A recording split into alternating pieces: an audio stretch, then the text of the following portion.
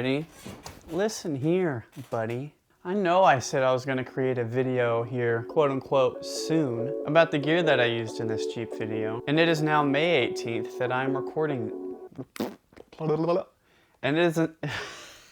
And it is now May 18th that I'm recording this video. I know, I'm a terrible person. None of that matters, all right? We're here, we're doing it now, okay? So this video is gonna be split into 3 different parts. First, we're just gonna refresh our minds and watch the video together. Second, I'm gonna show you the gear that I used in this video. Third, I'm gonna show you how I edited the video. Let's get right into it, fellers.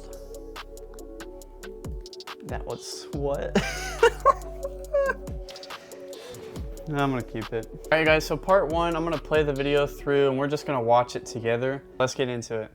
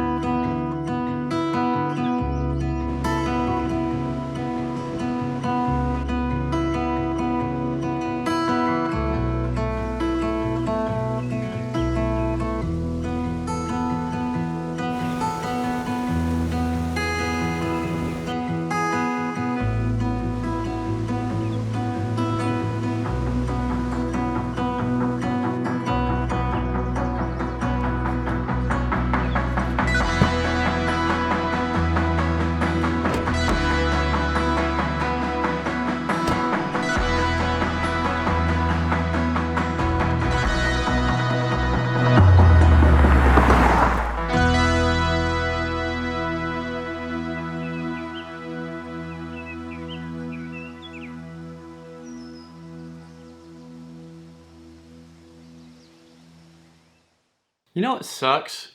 Recording footage for 20 minutes and then you go in to edit it and you have 0 audio. Good times. So I gotta tell the story of how we did the Jeep video all over again. So for this video, I used the Sony a6400 that I have. I have a Sony a7 III that I'm using right now to record this, but I had this at the time because my Sony a7 III was broken. I fell off of, I fell on Roan Mountain when it was really icy up there with my camera in my hand, and it just broke. So I sent it off. I had a warranty and everything, so everything was good. I sent it off and it came back like 3 weeks ago. But while we were at Elk River Falls, which was where this video was shot at, I did not have my a7 III with me, so I decided to use this. But I did get a new lens, and the lens I used in this video was the Sigma 18-35 1.8. This is a really good lens, but they're made for Canon, so I had to get a Canon to Sony adapter for my a6400 here. And so I ended up using that lens with this camera, and I also brought along with me a Ronin S gimbal to use for stabilization, which I am not very good at. Still trying to get better at using it because it's just a learning curve for me, so I gotta practice more with it though. So yeah, that's the gear that I use for it. I shot this whole thing in 24 frames per second, no slow-mo clips or anything like that. Now onto the story behind the video. Let me make sure this is recording again because I'm so paranoid.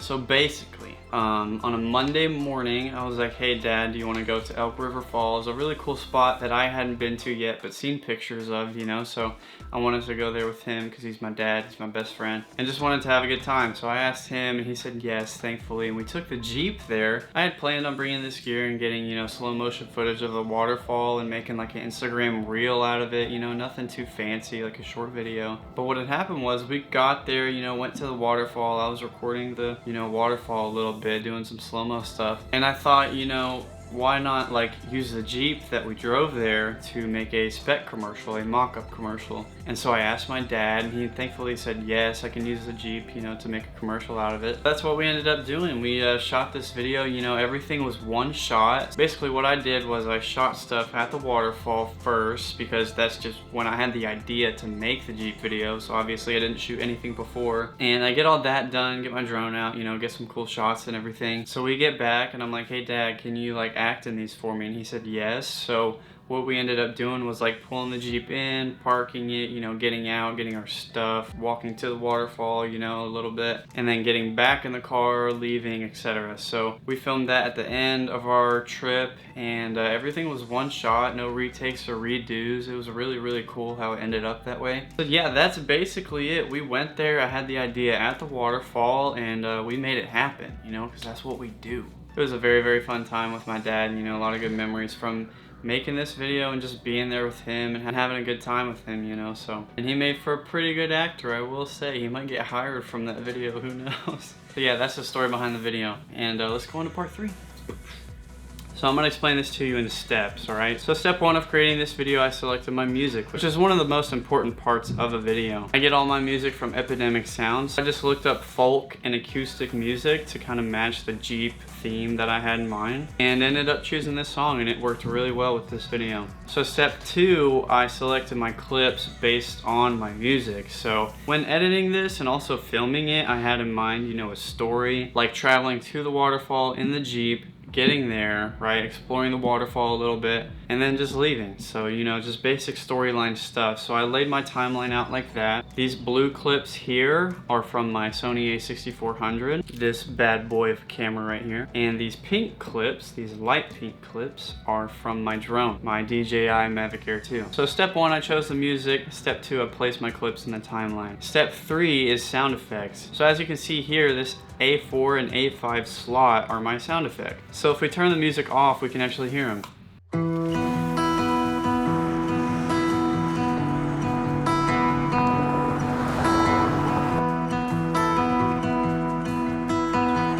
Pretty cool, right? So sound effects are a big deal with videos. All right, step 1, music. Step 2, laying out my clips. Step 3, sound effects. And step 4 is color grading, and I like to do my color grading in DaVinci Resolve. I am very new to DaVinci Resolve, but I love, love, love using it for color grading. I'm actually taking a course right now to learn this program better, because I really want to use it for all my videos, and it's just got, you know, endless possibilities when it comes to color grading. So just to recap, music, clips, sound effects, color grading. And the 5th step is just finalizing things. So right here, as you can see, this layer is the bars on the top, right? So I added that just to give it a cinematic feel. This layer right here, this purple layer, see this lens flare in the top right? That's this layer. So I get these from creatorvault.com. Go check them out. They have a bunch of cool stuff over there, so go check them out. I'll leave the link in the description. And this layer right here was just the logo.